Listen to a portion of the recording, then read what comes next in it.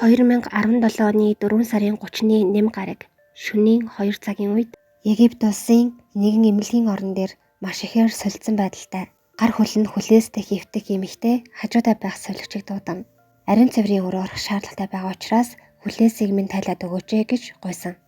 Сувлагч ихэндээ түүний үгийг сонсоогүй гэвч хажуунаас нь хурдхан орчход ирэх учраас хүлээсийг минь хурдан тайлаад өгөөч гэж гуйсаар байсан тул сувлагч түүний хүлээсийг нь тайлан ариун цэврийн өрөө рүү дагуулan явах гэтэл өнөөх эмэгтэй сувлагчийг түлхэж унаагаад өрөөнийхөө цонхыг онгойлгоод хоёр давхраас өсөрч гадаа сая мэдэн шалан дээр унаад хөдөлгөөнгүй хэвтэнэ. Энэ үйл явдлыг харсан сувлагч эмэгтэй хурдхан эмнэлгийн цагиргаанд мэдэгдэн эмнэлгийн цагиргаанаас түүнийг шуурхай сэхийн амьдруулах тасагт шилжүүлэх заавар өгдөг. Ингээд 2 цагийн турш сэхийн амьдруулах тасагт эмчилсэн ч түүний биеийн байдал уламд ордож байсан учраас том эмнэлэг рүү зөөсөн. Өглөөний 8 цагт том эмнэлэгт хүргэгдсэн ч комод байсаар 2017 оны 4 сарын 30-ны өдөр өдөөс хойш 5 цаг 30 минутанд буюу эмнэлгийн цонхоор унаснаас яг 15 цагийн дараа тус эмэгтэй хорвоо гаргасан байна. Эмнэлгийн цонхоор өсөрч амьсгал хураасан тус хүн бол Польшоос ирсэн 27 настай Магдалена Жук гэх эмэгтэй байсан бөгөөд тэр үеэрээ ганцаараа Египтэд аялахаар ирсэн байж. Гэвч аяллахын 4 дахь өдөр харийн орон тарамсалтайгаар амнасаа алджээ. Египтийн эрх баригчид тэр үед Магдаленагийн үхлийн шалтгааныг амиа хорлсон гэж олон нийтэд мэдээлсэн. Гэхдээ Магдаленагийн гэр бүлийнхэн охиноо хизээж ийм зүйл хийх хүн биш хэмээн уг мэдээллийг эсэргүүцэж байсан юм байна. Магдалена Жук 1990 оны 9 сарын 19-ны өдөр Польш улсад төрсөн. Багаасаа сэргэлэн цовоо өгөөмөр хүүхэд байсан. Фитнесээр хичээлдэг. 22 настай байхдаа өсчингээр ажиллаж эхэлсэн. Ажлынхаа хажуугаар их сургуульд сурдаг байсан. 27 настайдаа адил салбарт ажилладаг буюу өсчиг хийдэг Маркус гэх залуутай танилцсан. Тэд уулзаж эхлээд удаагүй үерхсэн. Үерхэд 3-4 сар болж байтал найз залуугийн төрсөн өдөр болсон байна. Магдалена найз залуудаа онцгой бэлэг барья гэж бодоод Египт рүү аялах тасалбар захиалдаг. Найз залуугаасаа нууцаар Хургад руу аялах тийц худалдан аваад Египтийн Марса Алам дахь улаан тэнгисийн амралтын газар байрладаг 4 одтой зочид буудалд захиалга өгсөн байна. Ингээд онгоцныхоо тийцийг гоёмсог тогтоонд хийгээд найз залуудаа гинтийн бэлгээ барьсан. Найз залуу Маркус нь ихэд баярлан бэлгээ аваад дугтууг нь нэж үзнийхээ дараа царайнд бариагаад явчихсан гин. Яагаад гэвэл түүний гадаад паспортных нь хугацаа дууссан байсан. Сунгуулаа хийсэн ч яг маргаашийнх нь онгоцны билет байсан тул амжихааргүй байсан. Магдалена түүнд цагийг нь тулгаж хэлсэндээ уушилгүй гинтийн бэлэг барих гээд хэлээгүй тухайга тайлбарлсан. Ингээд Магдалена түүнд онгоцны билетээ тал үнээр нь зарчихъя гэж хэлэхэд Маркус зөвшөөрч өөрийнхөө фэйсбүүк дээр зар оруулсан. Онгоц хөрхөөс ердөө 4 цагийн өмнө пост оруулсан ч төд бодлогүй тэдний тасалбарыг тал үнээр нь авъя гэж нэг хүн холбогдсон. Гэхдээ Маркус билет зарагдсан гэж түүнд хэлээд Магдаленад болохоор билетээ зарж чадсангүй гэж худлаа хэлсэн. Ингээд Магдалена аялалтаа явахаар болж найз залуугийнхаа оронд хамт явах хүн хайсан ч олдоогүй. Тийм болохоор ганцаараа явахаар шийдсэн. Нийслэлийн цаг ойртож Маркус түүнийг онгоцны буудлын руу хүргэж өгсөн. Магдалена найз залуугаасаа нулимстай нүдээр уучлалт гуйна. Салах ёс хийгээд оройны 8 цаг 20 минутанд нисэх онгоцондоо суудаг. 2017 оны 4 сарын 26-ны 5 гараг шөнийн 1 цагийн үед Магдалена Египтийн Хургадад очсон. Очмогцоо найз залуу руугаа залгаад аюулгүй сайн яваад ирлээ гэж хэлээд онгоцны буудлаасаа түрээсийн машин аваад Хургадаас 200 км зайтай Марса Аламд байрлах 4 удаатай зочид буудлын руугаа явсан. Зочид буудалтаа очоод найз залуудаа байрлах газраа ирсэн гэж мессеж бичиж үлдээгээд ачаа бараагаа цэгцлээд маш ихээр ядарсан учраас хөвтөөд шууд унсчихсан. Аяллаа эхний өдөр буюу 2017 оны 4 сарын 26-ны 5 гарагийн шөнийн 3 цагийн үед Магдаленагийн байрлаж буй буудлынхаа нөрөөнд хэн нэгний дуу хоолой сонсогдоод тэрээр сэрдэг. Магдалена сэрмэгцээ үндийн буудлын дотор утсаар буудлын ажилчтай холбогдсон өрөөнд нь хэн нэгэн байх шиг байна гэж хэлсэн. Мөн найз залуу руугаа ч гэсэн залгаад байрлаж байгаа өрөөнд нь хэн нэгэн байх шиг байна гэж сандран хэлэхэд найз залуу нь буудлын ажилчтай өөрөө яриад өрөөнд доторхыг сайтар нэгжиж шалгаад өгөөрэй хэмээн амжилтлан гуйсан гин. Буудлын ажилчид өрөөнд доторхыг нэг нэгэнгүй шалгах гэд юу ч байгаагүй. Ингээд Магдалена ч найз залуудаа одоо санаа зовлтгүй юу ч байхгүй байна. Би андуурсан бололтой гэж хэлээд уцаа тасалсан. Гэхдээ яг энэ мөчөөс хойш Магдалена Урд өмнө нь хизээж гаргаж байгаагүй хачин уудлуудээ гаргаж эхэлсэн гин. Тэр уцаа таслаад унтаж амрах биш, буудлаар хэрэн хэсч байснаа буудлын хүлээлгийн хэсэгт зэвхий царайлаад ганцаархнаа суугаад арх ууж байсан.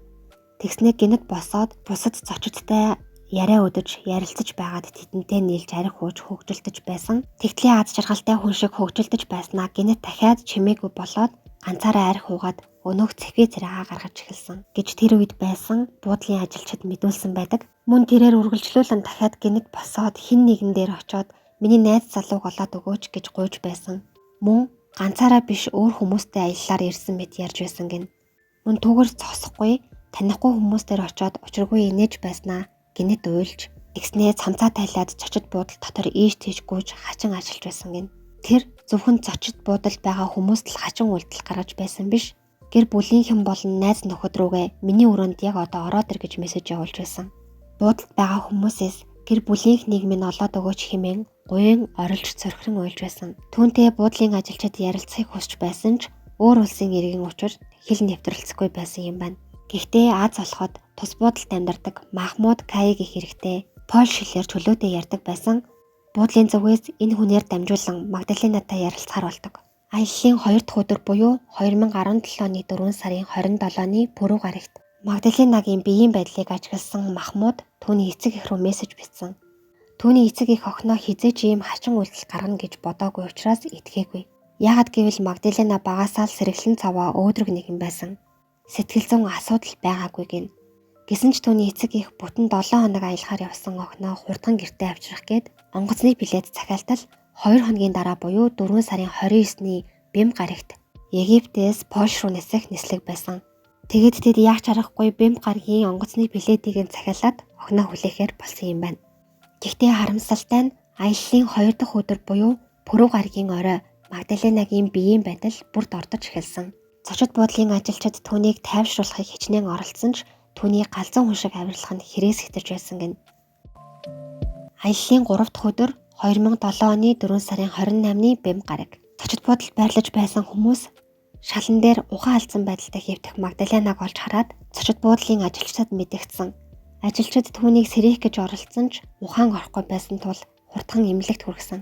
Зочид буудлын нэгэн ажилтан тэр үед Магдаленагийн байгаа байдлыг утсан дээрээ бичиж аваад эцэг эх рүү нь явуулсан юм байна. Эцэг эх нь энэхүү бичлэгийг үзээд л яг охинд нь ямар нэгэн муу юм болсон юм байна гэж ойлгосон. Тэгээд Магдалена энэ өдрийн үдээс хойш 3 цагийн үед зочид буудлын ойролцох эмнэлэгт хүргэгдсэн. Ачирхалтай нь эмнэлэг рүү явж байх үедээ ухаан орсон байсан учраас цоо ирүүл хүн шиг өөрөө эмнэлэг рүү алхаад орж байсан. Тэгээд тэр өөрийгөө эмчид өвдөөгүй ирүүл байгаа учраас эмчилгээ хийхийг хүсэхгүй байна гэж хэлсэн. Түүнийг үзэж түүнтэй ярилцсан эмч ч гэсэн Магдаленад ямар ч асуудал байхгүй ирүүл байна гэж үзсэн учраас түүнд шинжилгээ эмчилгээ хийхгүй явуулсан. Ингээд Магдалена байрлаж байгаа буудалдаа буцаад очсон юм байна. Аяллаа 4 дахь өдөр буюу 2017 оны 4 сарын 29-ний Бэм гараг. Энэ өдөр Магдалена Польш руу буцах байсан. Өглөөний 6 цагт буудлын ажилчид түүнийг онгоцны буудлын руу хүргэж өгөхөөр өрөөнийх нь хаалгыг онгойлгох гээд Магдалена тэднийг хармагцаа тэднээс цухтаж тагт руугаа гарсан. Тэгээд тэндээсээ үсрэхийг оролдох үед нь буудлын ажилчид хурдхан барьж авч өндрөөс үсрэхээс нь хамгаалсан байна. Магдалена тэдэнд баригдсандаа уурлан эсэргүүцэж байдгаараа орилж хашгирч байсан бөгөөд зочид буудлын ажилчид түүнийг арай хэн тайвшруулан онгоцны буудлын руу хүргэж өгөхөөр ачааг нь бэлдсэн. Тэгээд үдээс хойш Магдаленагийн байрлаж байсан 4 удаа зочид буудалд амьдардаг Махмуд гэх залуу Магдаленаг онгоцны буудалд хүргэж өгөхөөр машиндаа суулгаад хамт явцгаасан байна. Онгоцны буудал дээр очиод Магдаленаг харахад тэр маш тайван байгаа харагдаж байсан. Гэвч Магдалена онгоцондоо суухынхан яг өмнөхөн гинэт орилж хашгирч шууган тарж эхэлсэн гин. Магдалена эргэн тойрныхоо хүмүүсийн хувцснаас нь зууран аврааж гэж орилж олон хүмүүсийн тав тухайг алдагдуулж байсан учраас онгоцны буудлын хамгаалтын албаныхан түүнийг баривчилсан. Магдаленагийн уг үйлдэлээс болоод онгоцны буудлын эмч түүнийг онгоцонд суулгахыг зөвшөөрөөгүй. Ингээд тэр Польш руу буюу эх орн руугаа явах онгоцондоо сууж чадаагүй юм байна. Махмуд Магдаленаг буцаад зочид буудалд нь хүргэж өгөхөд буудлын зүгээс Магдаленаг хүлээж авахаас татгалцсан. Тэгээд Махмуд Магдалена хоёр өөр буудал хайж эхэлсэн бөгөөд тэдний орсон 3 дахь буудалд Магдалена буудлах боломжтой болсон. Ингээд энэ өдрийнхөө үдээс хойш 5 цагийн үед тэр Махмуудын утсаар найз залуу Маркус руугаа залгасан. Магдалена Маркусын асуултанд хариулалгүй өөрөө л яриад байсан. Тэр найз залуудаа намайг авраач, тэд надад ямар нэгэн муу зүйл хийх юм шиг байна гэж хэлж байсан. Найз залуу нь тэд гэж хин юм бэ гэж асуухад Магдалена хин гэдгийг нь хэлж чадахгүй. Би тэдэнд баригдсан байгаа. Харамсалтай нь одоо бүгдийг нь ярих боломжгүй байна гэж хэлсэн. Маркус түүнээс тэд гэж хин юм бэ гэж олон дахин шалгаж асуусаар байсан тул Магдалена аяарахнаар эм гэж хэлсэн. Ядарсан байдалтай хажуунаас нь тэдний яриаг сонсож байсан Махмуд гэнэт уурлан түүнээс уцаа булааж авснаа. Маркуст битгий цаг үрээд бай гэж хэлээд уцаа тасалчихсан гин. Энэ хэргийг дараа нь мөрдөж байхад Махмудын утсан дээр Маркусын дугаар хадгалаастай байсан. Мөн Маркус болон Махмуд Facebook дээр ч гэсэн найзууд байсан гин. Уцаар яаж дуусаад Махмуд Магдаленаг ойролцох хэмнэлэг тавиачин хүчээр хэвтүүлсэн. Мөн түүний эцэг эх рүү залгаад охин нь сайн байгаа учраас санаа зовлтгүй гэж тайлбарлсан. Учир нь энэ өдөр Магдалена Польш руу буюу гэрлүүгөө буцах ёстой байсан. Магдалена хүчээр эмнэлэгт хэвтсэн учраас ямар нэг эмчилгээ болон шинжилгээ хийлгэхгүй гэж эсэргүүцэж эмнэлгийн ажилчдыг харааж айдастай нүр тулсан мэт орилж хашгирч тэмцэж байсан. Гэхдээ эмнэлгийн ажилчид удалгүй олоолаа нээлж байгаад түүнийг өргөөд эмнэлгийн нэг тасаг руу оруулсан. Тэгээд орон дээр хэвтүүлэн гар хөлийг нь хүлснийхээ дараа түүнд тайвшруулах тариа тарьсан. Ингээд тариулаад унтаж сэрснийхаа дараа шүн буюу 2017 оны 4 сарын 30-ны нэм гарагийн 2 цагийн үед эмнэлгийн цонхоор үсэрсэн нь тэр байж тэр яаралтай амжилтыг авч мөн том эмнэлэг рүү хүргэгдсэн ч гэмтлээ даалгүй амьсгал хураасан. Түүний өхлийн шалтгаанд хачирхалтай зүйлс 1-2-оор ч тогтоогүй. Тэр үед Магдаленаг эмнэлгийн 2 давхрын цонхоор үсэрсэн гэж байсан ч тэр эмнэлгийн 2 давхар нь энгийн барилгын 1 давхартай тэмцэх хэмжээний өндөртэй байсан.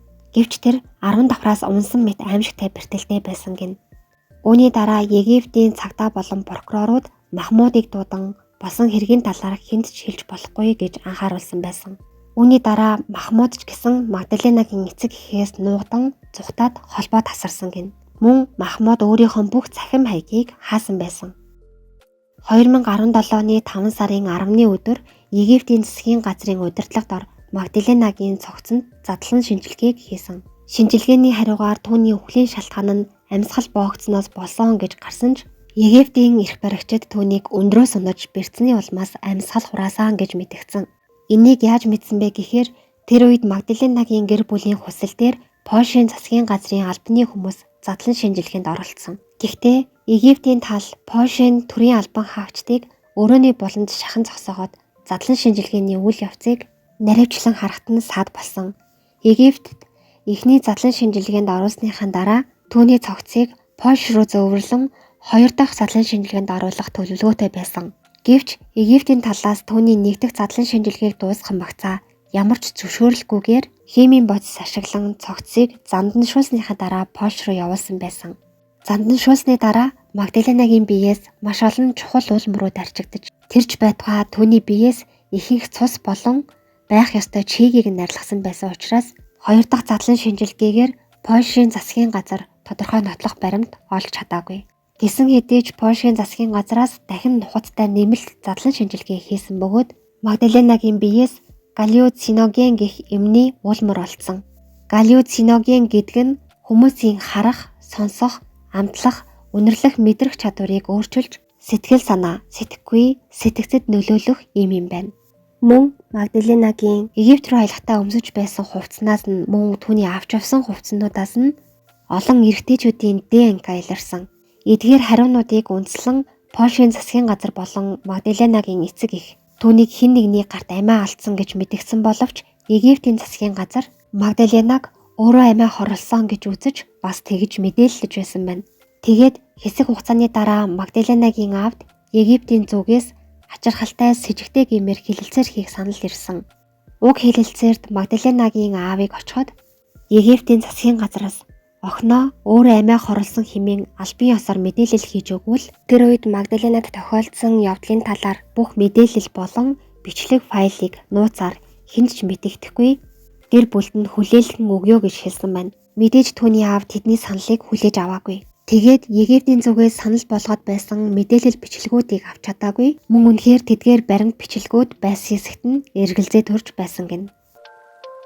2017 оны 5 сарын 23-нд Египтийн Улаан тэнгисийн амралтын газарт нууцлаг байдлаар амьсгал хураасан 27 настай Польш эмэгтэй Магдаленагийн оршуулгах ёслол болсон. Үүний дараа Магдаленагийн эцэг эх хувийн мөрдөгч хүссэн хэргийг мөрдүүлэхээр Египт рүү явуулсан бөгөөд одоо хүртэл хэргийг мөрцөөр байгаа. Мөн Польшийн засгийн газарч түүний эцэг эхтэй хамтран хэрэг дээр ажиллаж байгаа юм байна. Египт рүү аялахаар ганцаараа яваад амь насаа алдсан Магдаленагийн эмэгтэй үнэхээр сэтгцийн өөрчлөлтөөс болж амиа хорлов уу? Эсвэл хэн нэгний гарт амиа алдсан уу гэдгийг нотлох хангалттай баримт нотлохоо одоо хүртэл олдоогүй байгаа юм байна. Польш улсын засгийн газар болон түүний эцэг эх Магдаленаг өөрөө амиа хорлоогүй хэн нэгний гарт амиа алдсан гэдэгт бат итгэлтэй байгаа гэдгээ илэрхийлсэн байна.